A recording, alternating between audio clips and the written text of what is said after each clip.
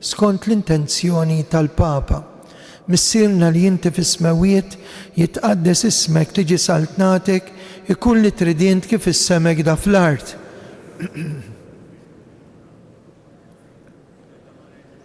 Is-slima lik Marija bil-grazzja mimlija il-mulej miegħek, imbirka inti fost in-nisa u imbira kull frott tal-ġuf tiegħek Ġesu.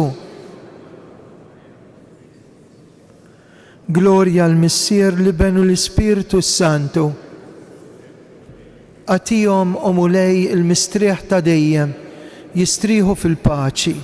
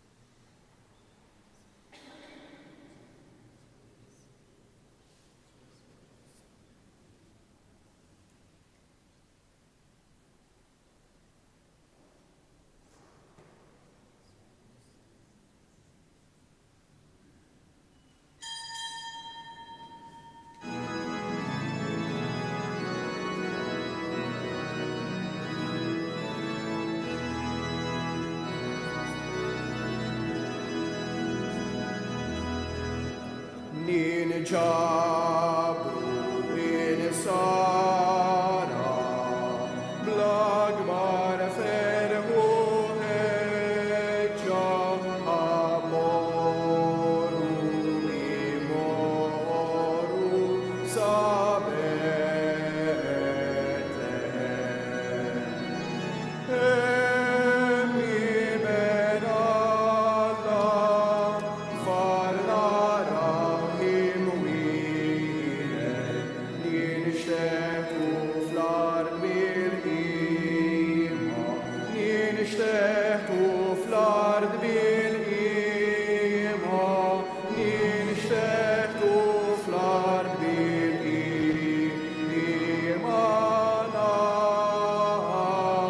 aduraw. Lillalla minadna, dawl mid-dawl tal-ejjem, ġibet ixbeba ta' Nazaret. Dak ta' sewalla, sita l-art fis-sema, ninxteħtu fl-art bil-iman, ninxteħtu fl-art bil-iman, ninxteħtu fl-art bil-iman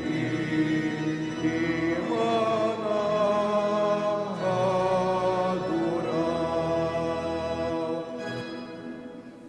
Fl-isem tal-Missier u tal-Iben u tal-Ispirtu Santu, grazza lilkom Muslim minn Alla Missierna u Sidna Ġesu Kristu. Ħut leżis nilqgħukom għal din il-festa tal-Miliet, hekk fil-Miliet niċċelebraw il-mixja mid-dlam għad-dawl. Għalhekk jew nitolbu l-grazzja l-mulej li illum waqt din il-quddisa, waqt li niltaqgħu ma' Ġesu fil-kelma u fl-Ewkaristija, inħallu id-dawl jidħol fil-ħajja tagħna. U biex nitħejjew tajjeb għal dan il-misteru li issa qegħdin niċċelebraw, ejjew nitolbu maħfra l-mulej għal dawk id-drabi li fihom inqasni.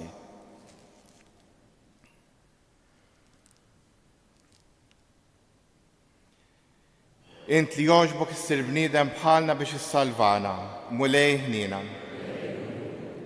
Int li ritmut għalina fuq is-salib, Kristu ħnina. Int li rġajt ftaħtilna triq tas-sema, mulej ħnina. Iħenna għalina Alla li jista' kollox, jaħfrilna dnubitna, bi wassalna għal ħajja ta' dejjem. Glorja l-Alla, fl-għoli ta' smewwiet, paċi fl-art lil bnedmin ta' rida tajba. Infaħruk, imberkuk, nadurawk, natuk ġie. Irroddulek ħajra l-glorja kbira tiegħek. Mulej Alla Sultan tas-sema, Alla Missier li tista' kollox. Mulej ben waħdini Ġesu Kristu. Mulej Alla ħaruf talla bin il-Missier. Int li tneħid nubit tad-dinja ħenna lina. Int li tneħid nubit tad-dinja il-qatt tal-btana. Int li qiegħed fuq il-lemin tal-Missier ħenna lina. Għaliex int waħdek qaddis, int waħdek mulej, int waħdek il-għoli Ġesu Kristu, mal-Ispirtu Santu, fil-glorja tal-Missier Alla. Amen. Nitolbu. U Alla li tista' kollox, aħna mtlejna bid-dawl ġdid tal-verb tiegħek magħmul bniedem. Għamel għalhekk li d-dawl tal-fidi li qiegħed jiddi fruħna ikun jidher ukoll fl-emil tagħna. Bibnek Ġesu Kristu Sidna li hu Alla, u miegħek jgħix wisaltan fl-imkien mal-Ispirtu Santu għal dejjem ta' dejjem.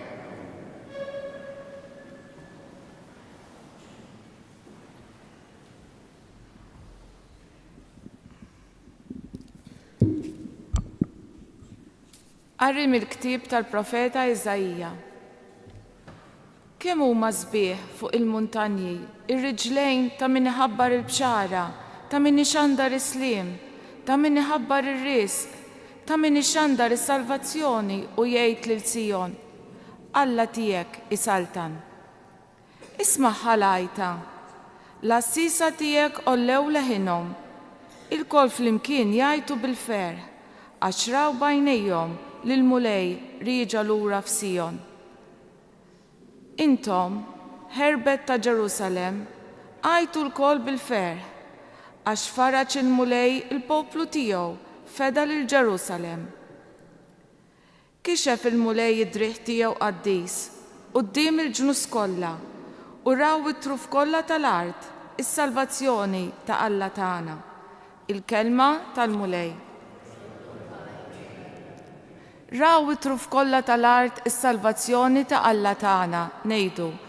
raw it-truf kollha tal-art is-salvazzjoni ta' Alla tagħna. Għannu lil mulej għanja ġdida, għax għamel il-ħwejjeġ tal-għaġeb.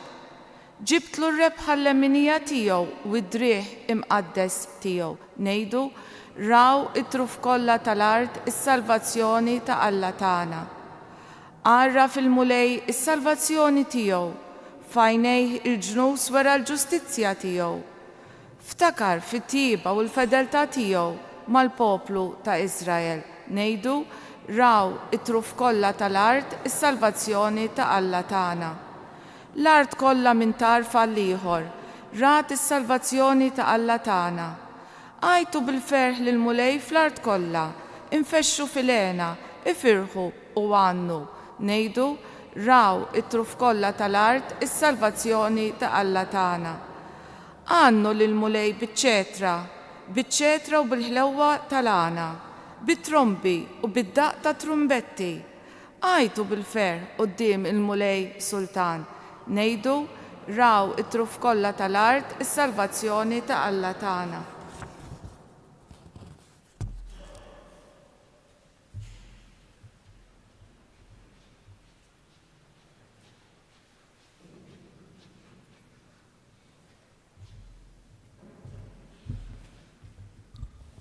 It-tieni qari, bidu tal-ittra lil-Lut. Alla fl-modi kellem il-missirijietna ħafna drabi u b'ħafna manjieri permezz tal-profeti. Iżda f'dan l-aħħar żmien huwa kellimna permezz ta' Ibnu li huwa għamlu werriet ta' kollox u li bih ukoll għamel il-ħolqien. U li ben li hu d-dija tal-glorja ta' Alla u xbija tal-essenza tiegħu u li jżomm id-dinja kollha bil-kelma satana tiegħu u wara li naddafna minn dnubietna għad fuq il-lemin tal-kobor ta' Alla fl-għoli ta' smewiet u bekk sar daqshekk aqwa mill-anġli daqskemm ola minn tagħhom u l-isem li kiseb. Għax lil min mill-anġli qatt ma qal inti jibni jiena llum nissiltek jew jiena nkun missieru u hu jkun ibni, imbagħad hu idaħħal lill-ibnu l-kbir fid-dinja u jgħid ħajqimuh l-anġli kollha ta' Alla. Il-kelma tal-mulej. Alleluja, alleluja,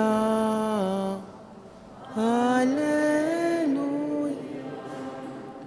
Jum imqaddes feċ għalina, ejjew ġnus qimu l-mulej għax illum fuq l-art niżel dawl kbir.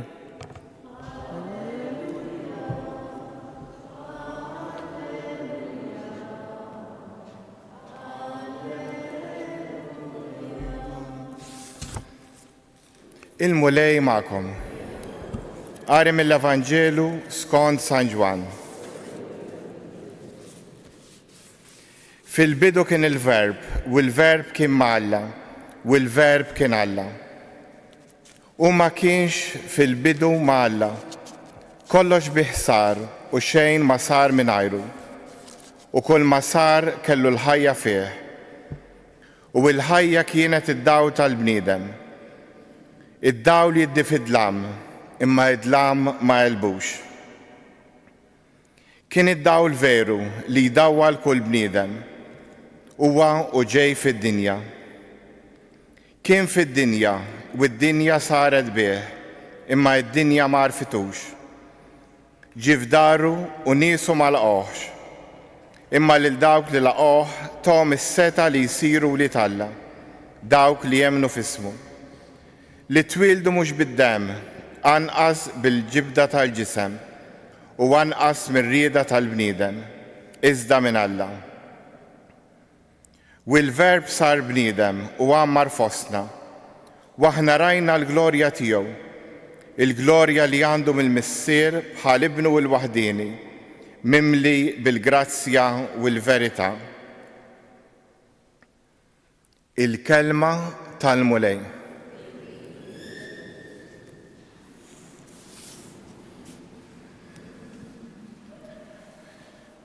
Xinnaqraw dawn il-Vanġelu għandna ħafna kliem dawl u dlam.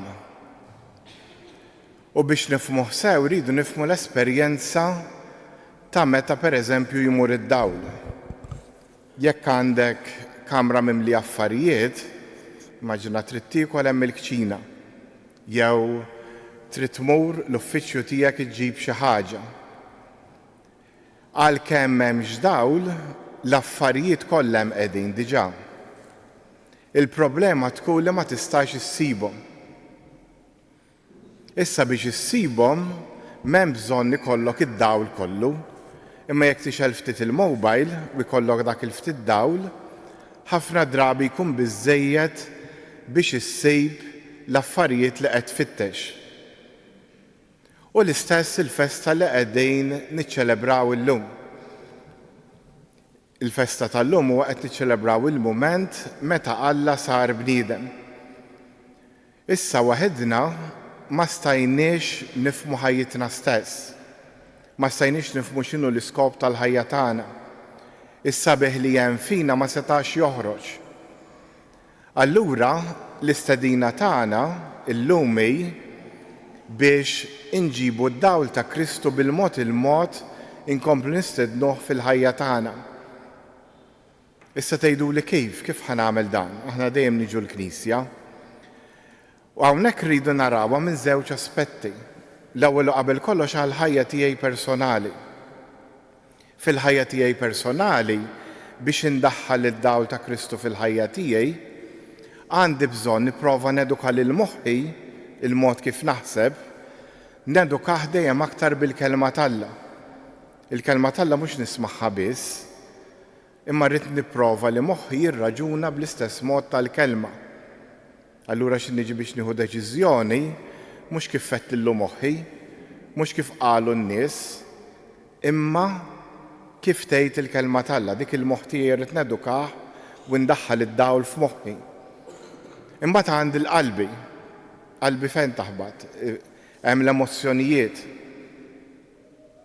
Jekk irrid indaħħal id-dawl ta' Kristu f'qalbi, irrid nibda nittama bl-istess mod li kien jittama Ġesu. It-tama ta' Ġesu kienet li jkun faqda mal-missier u li jagħmel ir-rieda tiegħu f'kollox. U hemmhekk irrid nibda nistaqsi anke jekk nieħu deċiżjoni żgħira ħafna, imma Alla x'irid minni. Forsi jkolli tfal, in-nepotijiet, it-tfal ta' tfal. Flok ngħidlhom x'tixtiequ ssiru la tikbru, nibda npoġġi l-mistoqsija għad saqsejtu lil Ġesu fit-talb x'irid minnek, għaliex ħalqek. Xi kultant aħna naħsbu li l-ħajja hija tagħna, mhux veru dik gidba. Jekk naraw sew il-kelma tAlla, il-ħajja hija don rigali tagħna Alla u iridna nużawh skont ix-xewqa tiegħu, mhux skont ix-xewqa tagħna.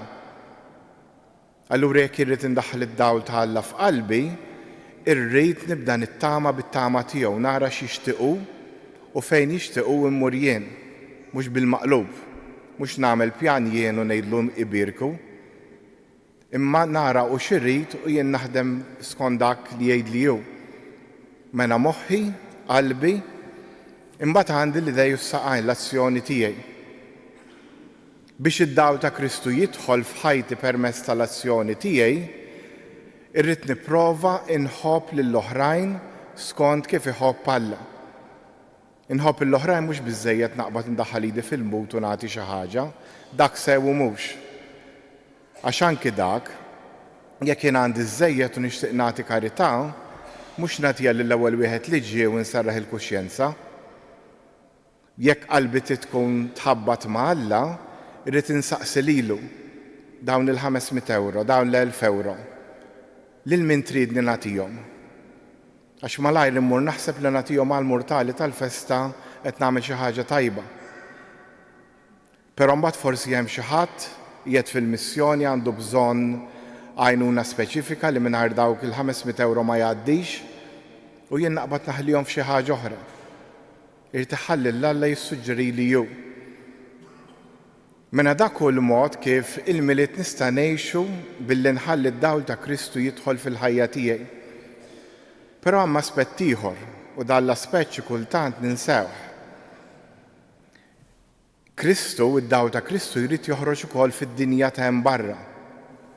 U kull wieħed u waħda minna għandna dik ir-responsabilità li ħafna drabi nsejnija. Fil-fatt jekk naqraw sew il-Vanġelu, mod speċjali dak ta' Mattew, nindunaw li 100%, 100% ta' dak li hu Kristjan tfisser tieħu lil Kristu fid-dinja. Fil-fatt għalhekk bdew l-insara jissejħu Kristjani. Dan kienu fil-Greċja, in-nies bdew jikkonvertu u baqgħu imorru bħas-soltu x-xogħol, baqgħu jintaqgħu man-nies, però f'ċertu punt bdew jaġixxu b'mod mhux normali, b'mod stramp. U n-nies bdew jgħidu dan x'ġara, għaliex Ġowi kien jaġixxi b'tali mod u issa qisha ħajtu nbidlet. Għaliex Rita kienet taġixxi b'dan il-mod u ħajjitha nbidlet. U bdew isaqsu. U dan bdew jgħidulhom għax intqajna ma' persuna li Kristu u Kristu qalilna nġibu ruħna b'dan il-mod. U billi bdew iġibu ruħhom b'mod differenti tagħhom laqam bħalma nagħmlu aħna. Meta xi ħadd jaġixxi b'mod differenti nagħtuh label laqam. U l-laqam li tagħhom kien li huma Kristjani, li huma ta' Kristu. U dik tfakkarna li jekk jien irid inkun nisrani veru, ma nistax ma nwassalx il-Kristu lill-oħrajn. Fil-fatt kont qed ngħid li l-Vanġelu 100% tiegħu ta' Mattew mod speċjali u jitlobna li waslu l-Kristu il-barra mill-Knisja, waslu l-Kristu kullimkien. Il-problema li xinnieħdu l-istatistika tal-imam din 1% biss, 1% iħossu obbligat li jrid jgħix ta' nisrani fuq il-post tax-xogħol, li jrid jgħix ta' nisrani x'in ikun jistrieħ. Allura hawnhekk iridu naraw x'ħanamlu. Għax id-dawl ta' barra, d-dinja ta' barra mhix tinbidel għall-aħjar, għax aħna li niġu l-Knisja maħniex nagħmlu xogħolna. U ħafna drabi faċli insibu ħafna skużi. Fil-fatt il-bieraħ kont il-belt, kont ma' tnejn min-nies, forsi ta' fuq wieħed ġewwa Aquilina ikanta, għandu ħafna kanzonetti bil-Malti fuq ix-xandir tal-kelma talla u ieħor jismu Albert Gadja li qed jieħu ħsieb l-evanġelizzazzjoni fl-Ewropa sas-sena 2033. U hemmhekk fuq hekk tkellemna li ħafna min-nies ħasra Malta għandna dal-patrimonju kbir ta' fidi, però maħniex ferħanin bih, ferħanin bl-istatwa u mhux ferħanin bi Kristu. Ferħanin li nżejnu imma l-esperjenza vera tal-Alla ftit qegħdin nagħmluha. U ħafna drabi naqgħu f'ħafna insib tax-xitan. L-ewwel waħda nistgħu naħsbu li dak xogħol il-qassis, mhux veru, dik hi gidba.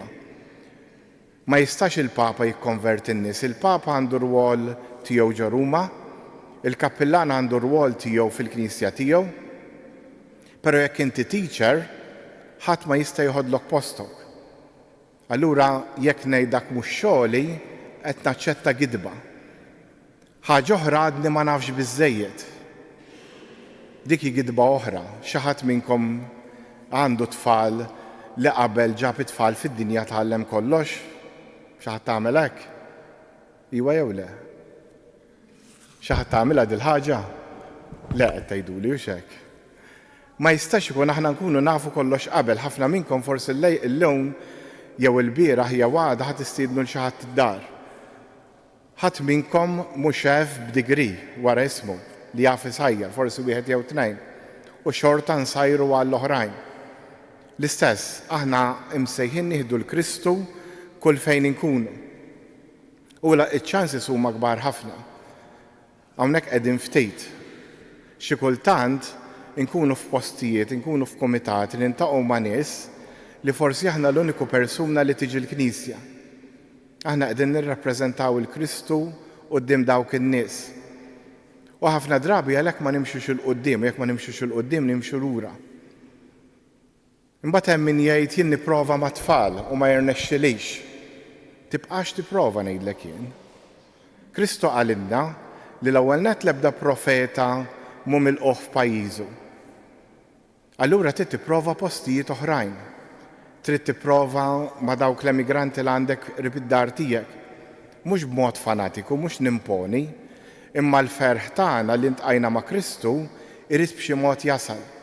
Jekk mhux jasal, irrid nagħmel eżami tal-kuxjenza kbir, jien veru nisrani, jew qiegħed niġi l-Knisja u għadni ma ntqajx ma' Kristu.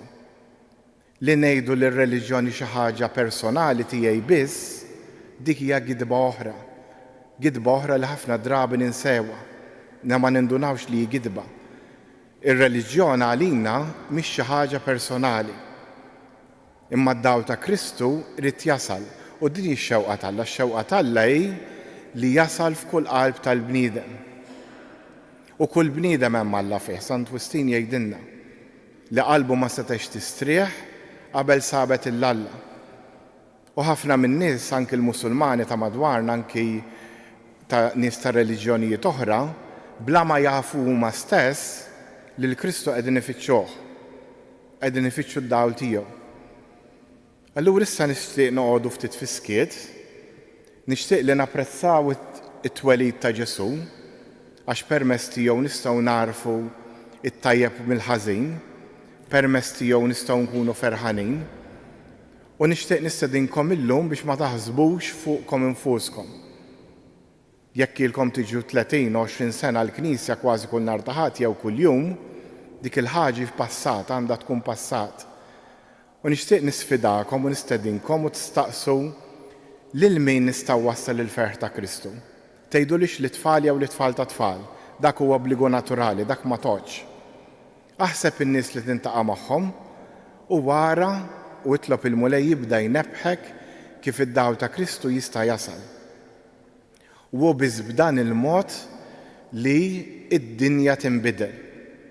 Ħafna drabi ninkwetaw li s-soċjetà qed tinbidel jew ninkwetaw l fil-gwerer fid-dinja. Hawn il-gwerer fid-dinja x'jienu int li minn għalina aħna nsara id-dawl ta' Kristu maħniex iwassluh l-oħrajn. Kieku kull wieħed waħda minna jagħmel il-parti tiegħu, kieku d-dinja differenti, kieku m'għandniex inkwiet. Għalhekk jew issa noqogħdu ftit fiskiet u naraw minn dik il-persuna jew tnejn li bejn il-lun u l-ħadd li ġej nista' nixxerja magħha is-sabiħ li ntqajna ma' Kristu. Jekk ma nafx x'inhu s-sabiħ, qgħod bi kwietek, sib nofsija, sija, sa'tejn jekk hemm bżonn ġimgħa u wara Alla x'fisser għalik s'issa fil-ħajja tiegħek. Għax jekk ma nafx Ġesu min huwa għalija, ma nistax iwasslu l-oħrajn. Għalhekk jew issa noqogħdu ftit fiskiet, nirringrazzjaw il-mulej tad-dawl li tagħna permezz ta' Ġesu u jew nitolbuh il-grazzja li jagħtina d-dawl ta' kif nistgħu iwassluh lill-oħrajn. Fiskiet nitolbu fuq dan.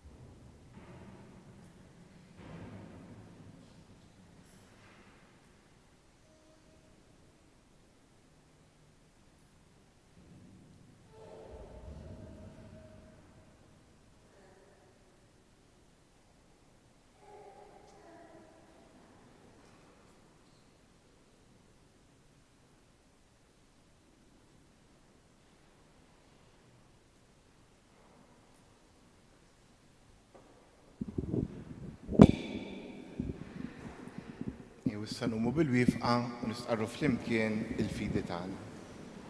Jiena nemmen f'Alla wieħed. Kollu li jidher u dak li ma jidhirx. Mulej wieħed Ġesu Kristu. Iben waħdini ta' Alla. Imnissel mill-missier qabel kull żmien. Alla minn Alla, dawl minn dawl. Alla veru minn Alla veru. Imnissel mhux magħmul. Natura waħda man missier u bih sar kollox. Niżel mis-smewwiet għalina l-bnedmin u għal-fidwa tagħna. u ħal ġisem bis-seta tal-Ispiritu Santu minn Marja Verġni u sar bniedem. Salbuh ħalina, bata taħt Ponzu Pilatu, mietu difnuh. Fit-tielet jum għam beli wies kont il-kodba mqazza u tela s-sema qiegħed fuq il-lemin tal-missier u għandu jerġa' jiġi bil-glorja biex jagħmel ħaq mill-ħajjin u mill-mejtin u s-saltna tiegħu ma jkollix tmiem.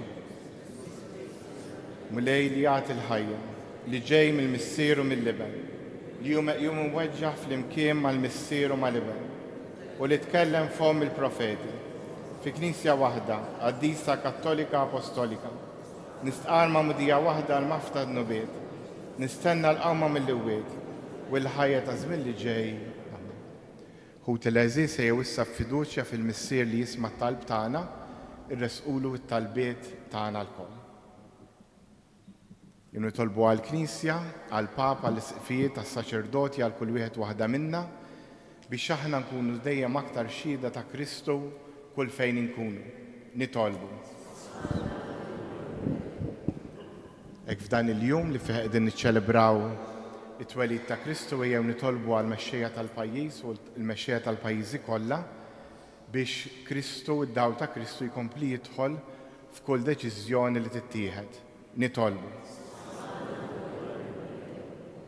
Ejjew nitolbu għal dawk li huma morda f'fostna u għal dawk li jħossuhom waħedhom, mod speċjali f'dan il-miljum tal-miliet biex aħna li aħna f'saħħitna nkunu d-dawl, inwaslulhom id-dawl ta' Kristu b'xi kelma jew b'xi jemil. Nitolbu. Ejjew nitolbu għall-immigranti kollha li hawn fil-pajjiż tagħna. Ħafna drabi hawn nitkellem negattiv, però dik xi ħaġa li mhix fil-lingwaġġ m'għandix tkun fil-lingwaġġ tagħna l-insara. Però dawn huma Alla qed jibgħathom fostna biex aħna li suppost nemmnu nlaqgħuhom ma' Kristu. Għalhekk nitolbuk mulej Ġesu ixħed l-Ispirtu Qaddis tiegħek fina biex kull opportunità li tixtieqna neħduha malajr. Nitolbu.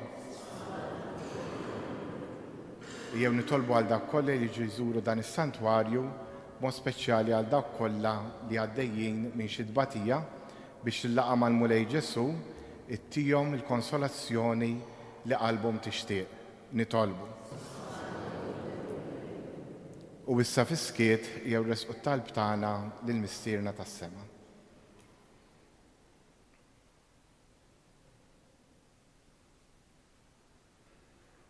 Nitolbu dan kollu bi Kristu Sidna.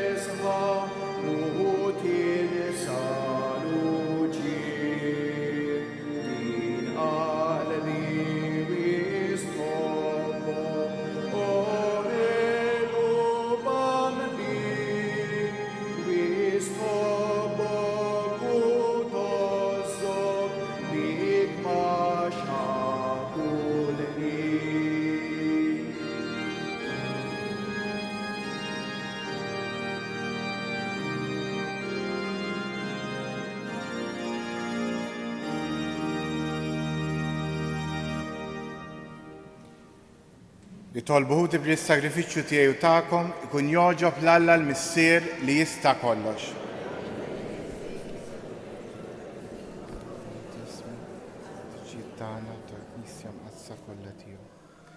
Nofrulek mulej li daw l-offerti tagħna ikunu jixirqu lil misteru li qegħdin niċċelebraw illum biex kif Kristu li sar bniedem idda wkoll qudiemna bħala Alla.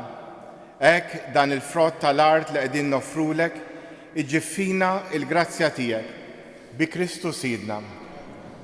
Il-mulej magħkom. Nerfgħu qlubna l fuq. Niżżu ħajr lill-mulej Alla tagħna. Sewwa u xieraq tas-sew mulej missier qaddis Alla ta' dejjem li tista' kollox. Tajjeb u taġi tas-salvazzjoni tagħna li dejjem u kullimkien irroddulek ħajr. Għax bil-misteru tal-Verb magħmul bniedem rajna daw ġdid mid-dija tiegħek. Hekk li aħna u narfu lil Alla f'sura li naraw bih ninġibdu biex inħobbu dak li ma narawx. Għalhekk mal-anġli u mal-arkanġli, mat-troni u mad-dominazzjonijiet, mal-qtajja kollha tal-eżerċ tas-sema, intennu l-innu tal-glorja tiegħek u ngħidu bla qiegħda. Qaddis, qaddis, qaddis.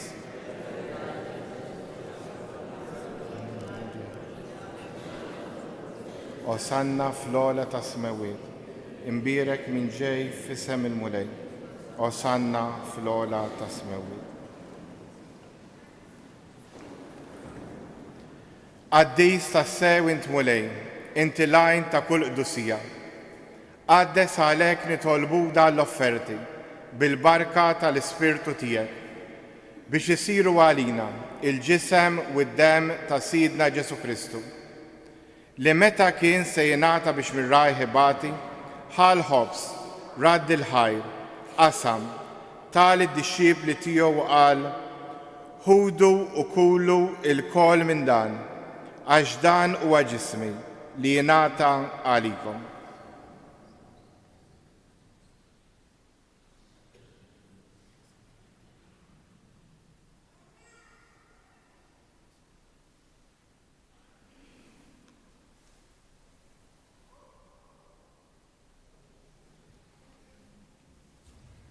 Ekk ukoll wara li klaħa l-kalġ reġrat il-ħajr tal id-dixxiepli tiegħu qal ħudu u xorbu minnu il-koll, għax dan huwa l-kalċ ta' demmi. Tal-patt il-ġdid li jibqa' għal dejjem. Id-dem li jixxerret għalikom u għall-bnedmin kollha għal maħfra ta' dnubiet. Għamlu dan b'tifkira tiegħi.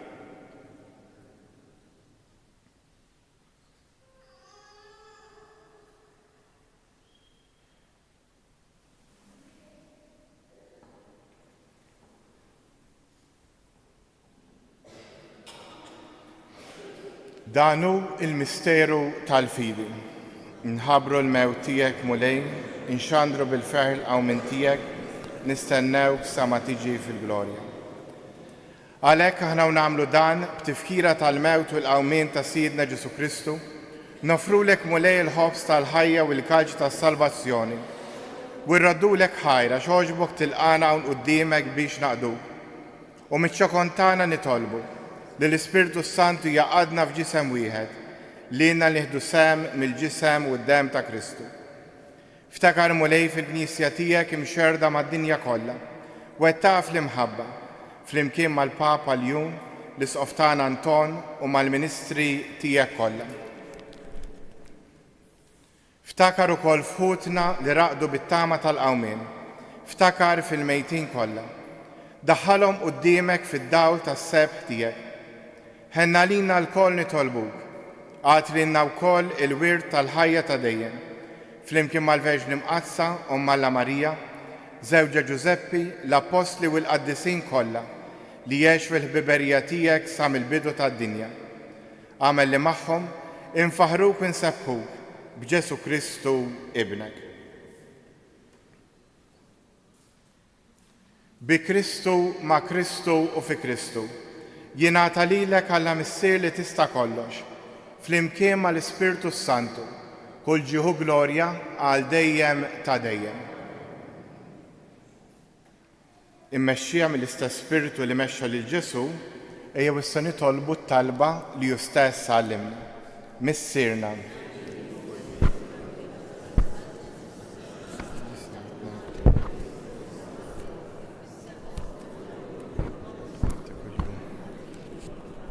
Frinna d-nubitna, bħalma naħfru il-minu ħati għalina, la daħalniex fit-tiġrib, iżda ħlisna mid-deni.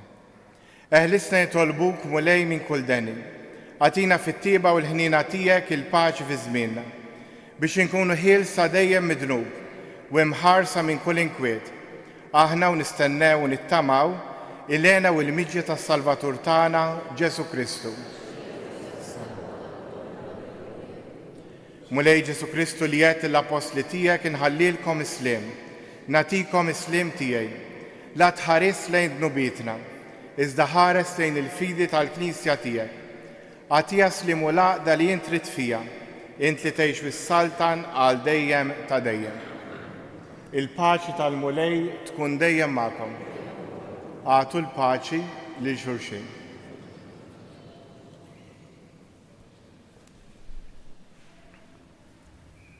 ħaruf ta' Alla.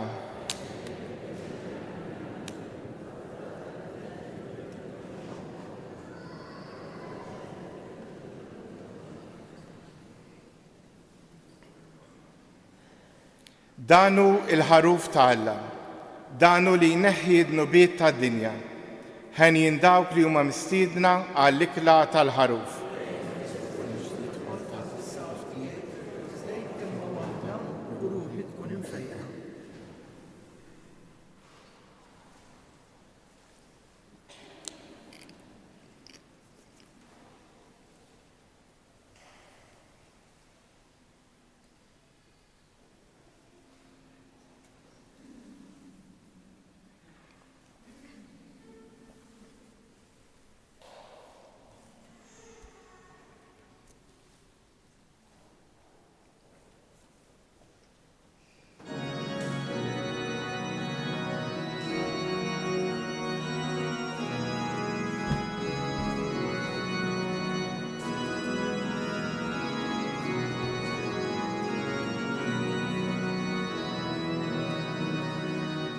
Ġakir wasal iż-żmien li jitwettqu l-wedien u kulħadd kien jistenna il-jum tal-milied. Alla wieħed fedejn li seb jisħaq bl-arqu meta dam ġewwa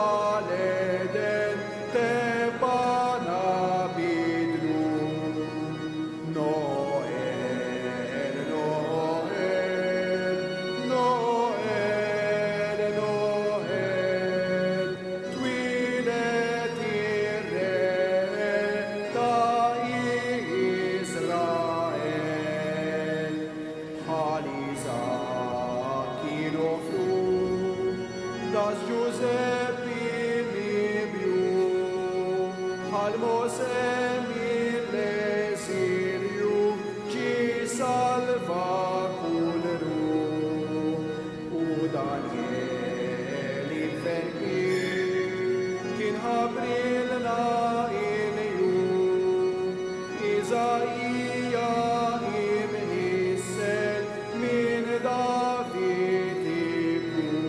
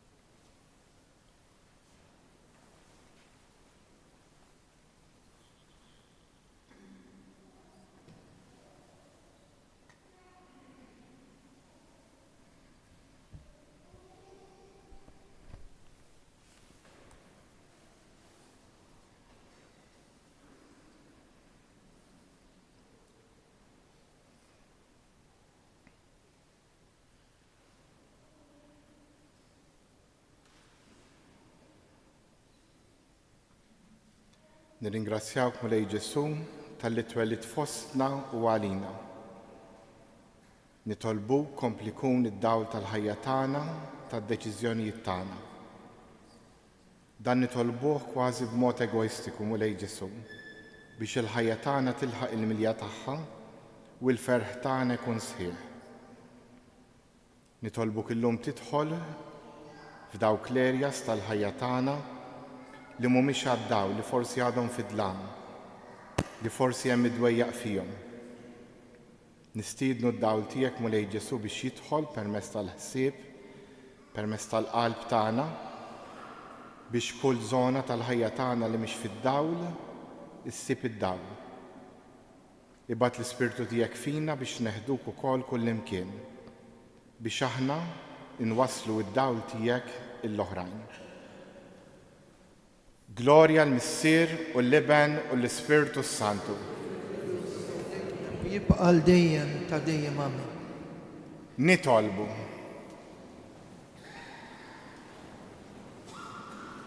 Bil-ferħ u l-qima kollha Mulej qegħdin nagħtu ġieħ li twelid ta' ibnek. Għamel li fidi sħiħa narfu l-kobor ta' dan il-misteru u nożżuh b'ħeċċa akbar ta' mħabba. Bi Kristu Sidna. Għannom tagħna s-saċerdoti, tas-Sorijiet Ursolini, l-amministrazzjoni kollha tas-Santwarju, nixtiequlkom mill-qalb il-barkiet, partikolarment ta' Omna Marija minn dan is-Santwarju f'miliet ħini u qadies. Nfakkarkom li l-quddies ikompli fl-10, l-11 u kwart, l-aħħar quddisa fil-5 mbagħad fis-6 u nofs il-lejla ikun hawn it-tifsir tal-kelma tal-Alla. Tkun ħaġa sabiħa wara l-quddisa insellmu lil Madonna ta' Pino. Il-Mulej magħkom. Miegħek ukoll. Inwieġbu ammen għal kull talba. Alla tjiba bla tarf li bl-inkarnazzjoni ta' ibnu keċċa dlamijiet mid-dinja u bit-twelid glorjus tiegħu dawwal dan il-jum qaddis ikeċċi minkom id-dlamijiet tal-ħażen u jimla qlubkom bid-dawl tal-qdusija. Amen. U li permezz tal-Anġlu mela bil-ferħ lir-rajja bl-aħbar ta' twelid tas-Salvatur tagħna idawwar lilkom ukoll bilena u jibgħatilkom ix-xandru l-Vanġelu tiegħu. Amen. U li bl-inkarnazzjoni ta' ibnu għaqat il-ħwejjex tal-art ma' dawk tas-sema jimlikom bislim u jsaħħaħ ir-rieda tajba tagħkom u jsaħibkom bil-ġid tal-Knisja tas-sema. Amen. U jberikkom Alla li jista' kollox, il-Missier, Liben u l-Ispirtu Santu. Amen. Morru u għejxu fil-paċi ta' Kristu. Roddu ħaj lil